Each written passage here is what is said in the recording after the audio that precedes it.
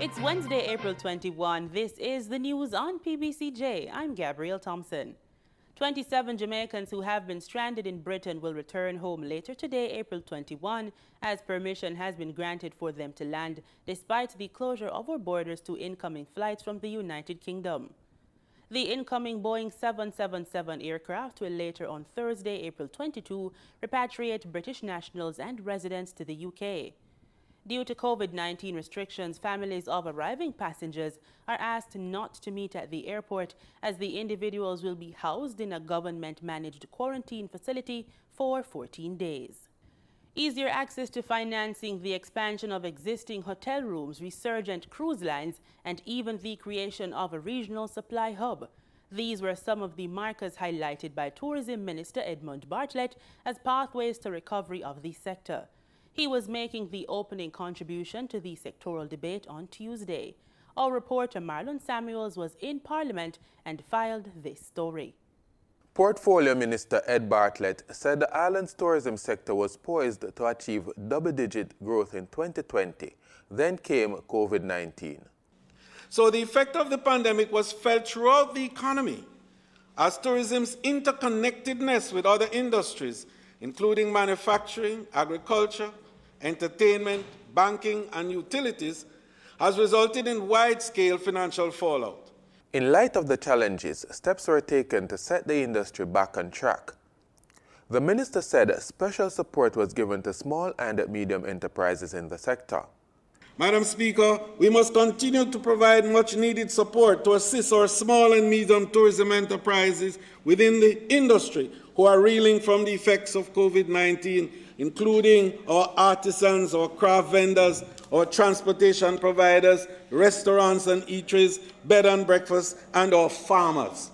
TPDCO is willing to waive, and I must make this point, that in addition to providing these supports, we looked at how we could support our SMTEs by waiving fees and licenses, and some 47 million Jamaican dollars of fees were waived by the TPDCO for our small and medium enterprises.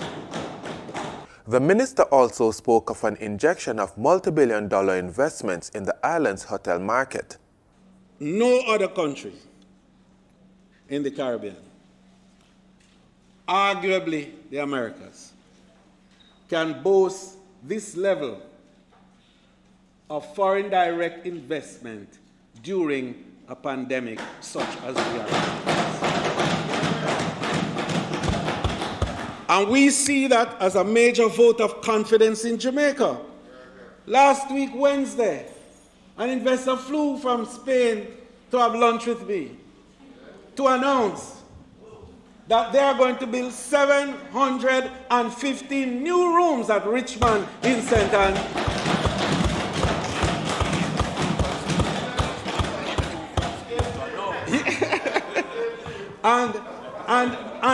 and 280 new rooms for a high-end brand that they have called Dreams. A total of some $350 million to add to the process. A week before that, Prime Minister met with the leaders of Princess Hotel to conclude the arrangement for a 2,000-room hotel in Green Island, Westmoreland, for $580 million. Mr. Bartlett opened the sectoral debate for this parliamentary year. For the news on PBCJ, I am Marlon Samuels. There is a call for more social safety nets for citizens. It comes from opposition spokesperson on foreign affairs and foreign trade, Hanna, as she made her contribution to the sectoral debate on Tuesday. In the 14 years I have been here, we really have not moved the wealth needle forward. And our objective should be to move our grassroots to the middle class and our middle class to internationally competitive rates of wealth. This will not happen with speeches. And what's more, raw talent is simply not enough to monetize the opportunities available. We need a structured plan with specific, measurable, actionable, relevant, and time-bound situations to take us there. The St. Anne South Member of Parliament spoke of the challenges faced by Jamaicans owing to the COVID-19 pandemic. The ravages to the economy from COVID emphasize the need to stimulate and diversify our economic base more than ever. We already have a world market for Jamaican Scotch bonnet. It is estimated that the global demand by 2026 for pepper in the world will be US $3.77 billion. What we don't have is a national processing facility where small farmers can bring their pepper for processing to the value-added products the world wants and yearns. Prime Minister Andrew Holness has been invited to participate in the Virtual Leaders Summit on Climate, set to be held on Thursday, April 22 and Friday, April 23. Mr. Holness is one of 40 leaders who have been invited from around the world, including Prime Minister of Antigua and Barbuda Gaston Brown. United States President Joseph Biden is hosting the summit. According to a U.S. Department of State release, the invitees include those countries that have demonstrated strong climate leadership. It says the summit is a key milestone preceding the United Nations Climate Change Conference, COP26, this November in Glasgow. A watershed or catchment area is described as an area of land that collects water from rainfall, stores and releases it to a stream, wetland or aquifer. More importantly, a watershed supplies drinking water. In Jamaica, the Kingston Metropolitan and Yallahs watershed provides more than 40% of water supply for that area. Watershed Officer for the National Environment and Planning Agency NEPA, Andre Reid, says it has been a challenge to manage the catchment area. He shares how it is being done in a recent think tank. Simone Absalom gives us the details. NEPA's watershed officer, Andre Reid, says the Yallahs and Hope River watersheds are the most degraded. He describes them as the lifeline to the water supply for the Kingston metropolitan area. Just about 42% of the water that is supplied to the KMA comes from the Yallahs and Hope River Watershed Management units. But at the same time, these two watersheds have been a mainstay in the media. We've seen reports of fires on a yearly basis. We've seen reports of landslides. We saw a major one last year by Gardentown. We've seen reports of logging.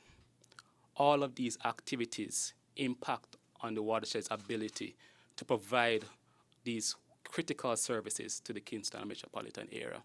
He says over the last 6 years, NEPA has received support through funding from the Jamaica Environment Fund, the International Development Bank, and the government. The funds are used for environmental conservation and management of the two watersheds. And as such, the project has entered into partnerships with RADA, who is here with us today, the Forestry Department, NWC, Water Resource Authority, Met Service, Jamaica Conservation Development Trust, all towards ensuring the conversion of these critical watersheds into a preferred state. Mr. Reid says he has seen a reduction in sedimentation due to the multi-agency's efforts. We've seen a 500 hectares reforested. Those are degraded lands that were reforested under this project. We've seen over 5,000 individuals that have been engaged in sustainable land management practices. We've gone ahead and we've generated a lot of data. All of this data is supposed to be ported to what we designed as a GIS decision support system, which will house this data, generate more data, and allow for data sharing amongst the agencies. Mr. Reid envisions the continuation of these multi-agency partnerships beyond the 6-year agreement. For the news on PBCJ, I'm Simone Absalom Gill. Speaker of the House of Representatives Marissa Dalrymple Filbert has confirmed that Westmoreland Central Member of Parliament George Wright is on a leave of absence from Parliament. Speaking in the lower house on Tuesday, Prime Minister Andrew Holness also addressed the matter. The move follows reports of a violent altercation between Mr. Wright and a woman. Presenting a joint statement from women in Parliament on violence against women on Tuesday, Dalrymple Filibert said the group denounces domestic violence in all forms, regardless of who the perpetrators are. As members of the highest legislative body in this land, we have always committed to ensure that the rights of every individual in Jamaica are protected. We also continue to conduct the business of our country, respectful of the laws that govern us. As such, we seek to guarantee life, well-being, and the happiness of each and every individual. In relation to violence, and in particular, gender-based violence, this must at all times be denounced as a threat to life, a threat to the well-being and the happiness of our people. The group says they support the national conversation and actions to deal with the reality of gender-based violence. For his part, Prime Minister Holness says he is aware of the public outcry, but his office is bound to due process. And in all instances where I've been called upon, that's how I've acted. Gone through a process to establish natural justice, what is fair, what is right, what is legal, and then we have acted. I have never used process as an excuse for action, however matters.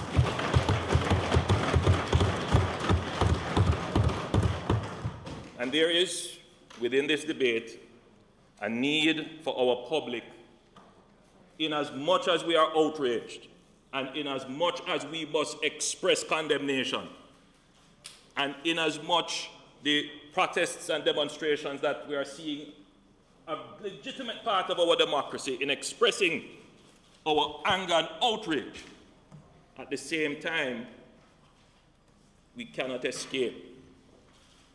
The leader of the opposition is also an officer of the court. So he, more than most, would understand and appreciate process and procedure.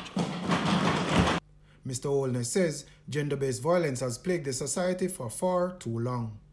Studies show that violence is greatest in societies where the use of violence in any situation is socially acceptable and treated as a norm.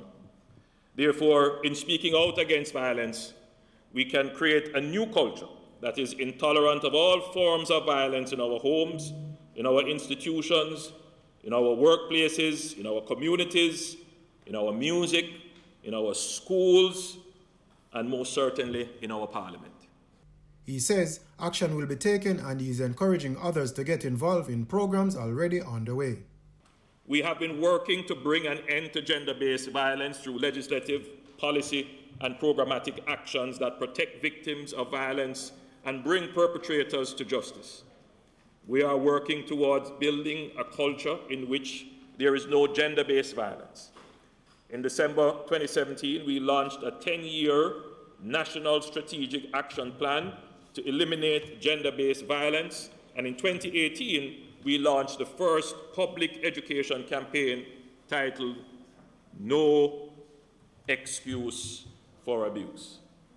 Madam Speaker, we can't be investing this level of time, effort, legislative and policy for it not to have the effect, because the people who we are targeting the message to can point on us and say, but you're not leading by example. Melvin Pennant, PBCJ News. Former president of the University of Technology UTECH, Dr. Ray Davis, is dead. He was 80. Davis, the older brother of former Finance Minister Dr. Omar Davies, died last night. He had been battling illness. He was an educator from 1960, having taught at Clarendon College and later at the College of Arts, Science and Technology CAST. He served as permanent secretary in the Ministry of Education and Culture and also lectured on the University of the West Indies campus in Trinidad and Tobago.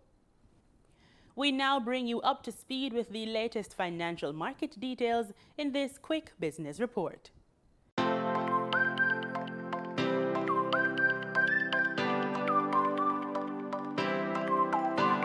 In Tuesday's trading session, the JSE Combined Index advanced by 1,193 points to close at under 400,000 units.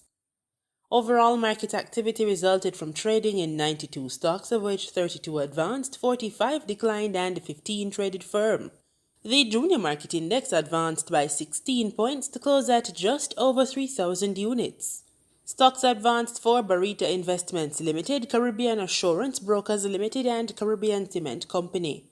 Stocks declined for 138 Student Living Jamaica, 1834 Investments Limited, and Access Financial Services Limited. Trading firm were Blue Power Group Limited, Cargo Handlers Limited, and Honeybun Limited.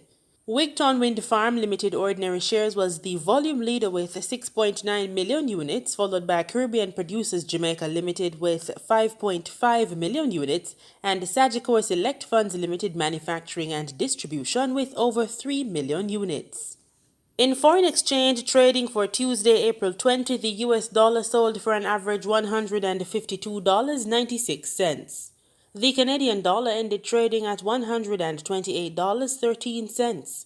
The pound sterling traded for $214.58, and the euro sold for an average $185.74.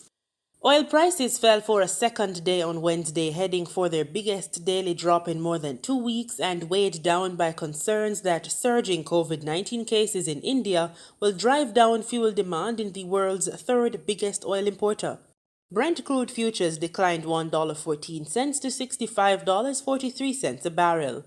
West Texas Intermediate crude futures fell $1.28 to $61.39 a barrel.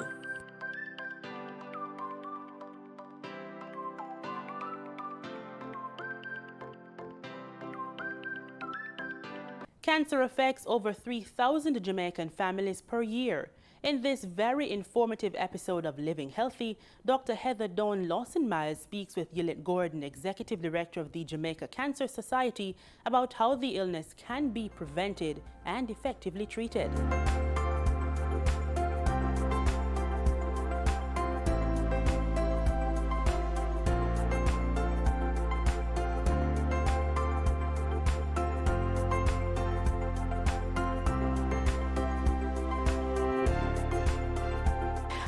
I'm HD and I'm over 3,000 feet above sea level here at Halliwell, one of the must-see places when you come to Jamaica. It's in the Blue Mountain Range just at the border of St. Andrew and Portland. And today I have a question to ask you. Did you check?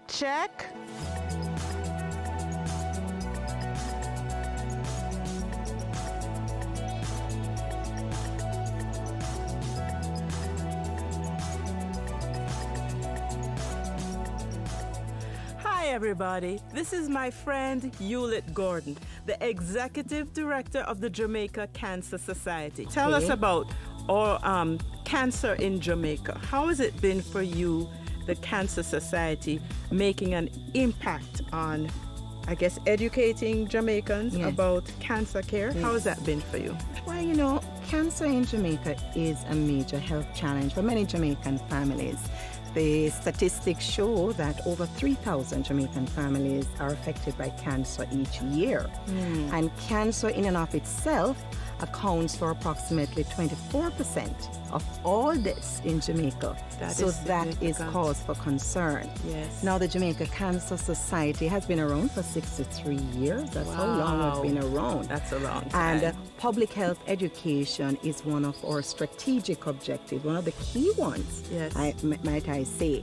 And that is why every opportunity that we get to engage the public and to have a conversation about cancer and what one can do to minimize their risk to the disease is very welcome by us, as what we're doing here today. Absolutely. You know, Yallahs, one of my challenges is when somebody is diagnosed with cancer, one of the first things that they should be doing is ensuring that their body is healthy and strong enough to work through the challenges of chemotherapy and radiation. So I always recommend that you have a dental check any cavities, any gum disease, anything that will compromise your immune system is addressed so that you're better equipped to fight the treatment for cancer. Would you agree? Yes, and that's the right approach to take, because in fact the World Health Organization shares with us that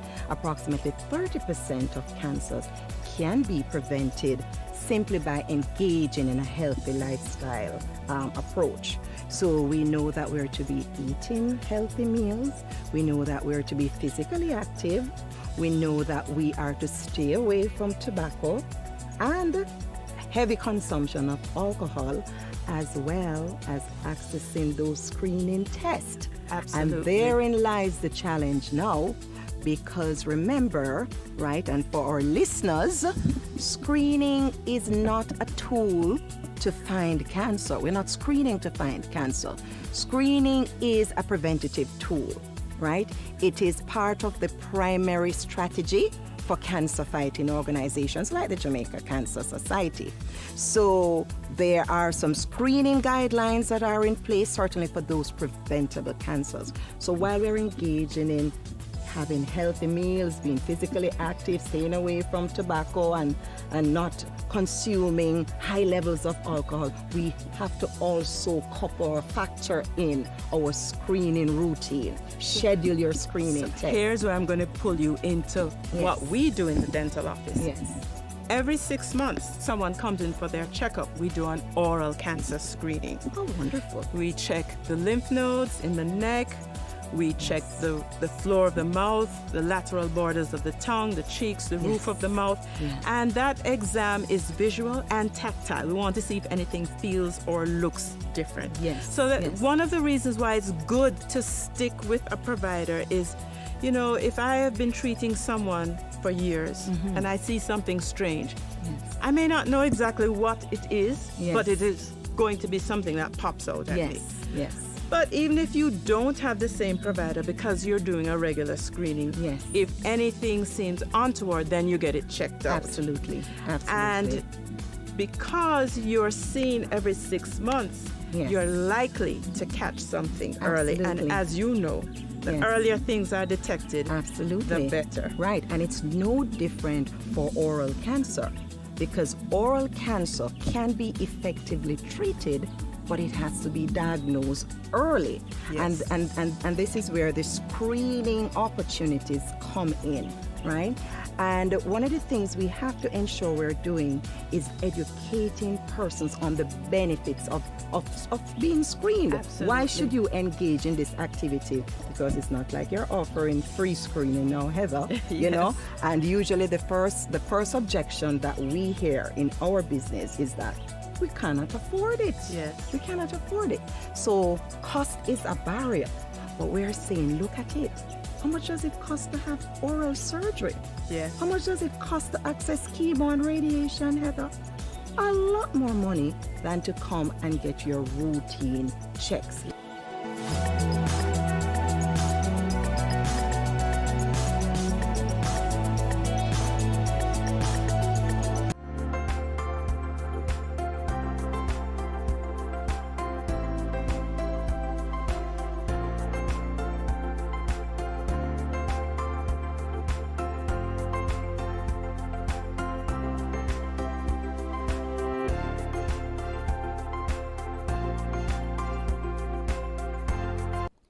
These are some of the stories making headlines across our region. In a matter of weeks, health officials in the Bahamas will know which of the more transmissible and deadly strains of the coronavirus are present in the country. Officials on Tuesday confirmed that at least 80% of the samples tested have shown signs of variants. Gillian Gray of Our News has the details. As COVID-19 cases in the Bahamas continue to surge, the Ministry of Health is confirming the detection of variant strains of COVID-19 in the country. There is evidence of an increasing number of genomic deletions,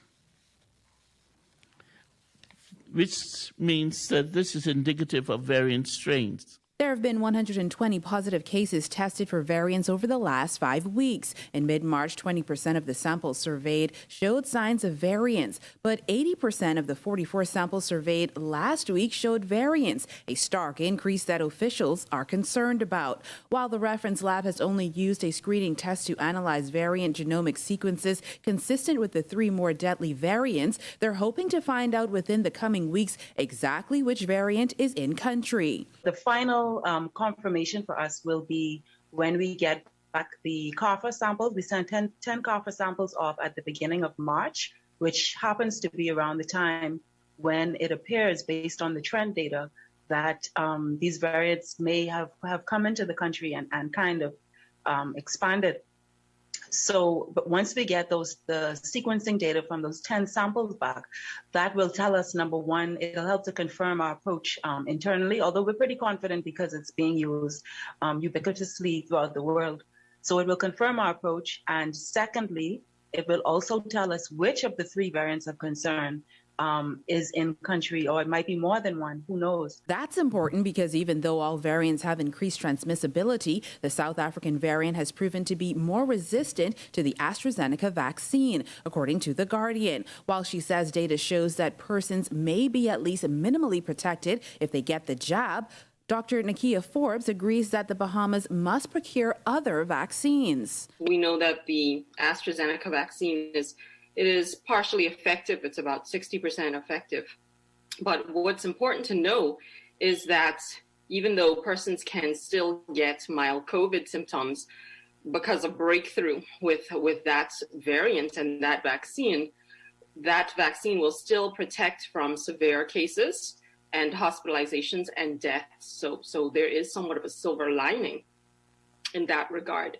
But it would be important for us to continue to look at procuring other vaccines. Creating a plan for these more deadly strains is especially important now as more and more people travel. Health professionals say the spike in cases in recent weeks is due to international travel, particularly to the U.S., where these variants are detected. New infections are being driven by international travel and a relaxed adherence to the health guidelines. Reporting for our news, I'm Jillian Gray. St. Lucians who make a living on cruise vessels could face mandatory vaccinations in order to be eligible to head back out to sea. One of the main recruiting agencies outlined the terms of employment of some of the industry's most popular cruise liners. And in sports, Jamaica will not be participating in the World Relays. In a statement released on Tuesday, the Jamaica Athletics Administrative Association, JAAA, cited challenges and restrictions associated with the ongoing COVID-19 pandemic as the reasons for withdrawal. Jamaica had taken part in the 4 previous editions of the relays. The Jamaicans were down to contest 7 events: the men's and women's 4x100 meters, 4x200 meters, and 4x400 meters, as well as the shuttle hurdles. The World Relays will be held in Silesia, Portland from May 1 to 2. And with that, we call an end to today's news. On behalf of our entire hard-working news and production team, I'm Gabrielle Thompson. Pleasant viewing.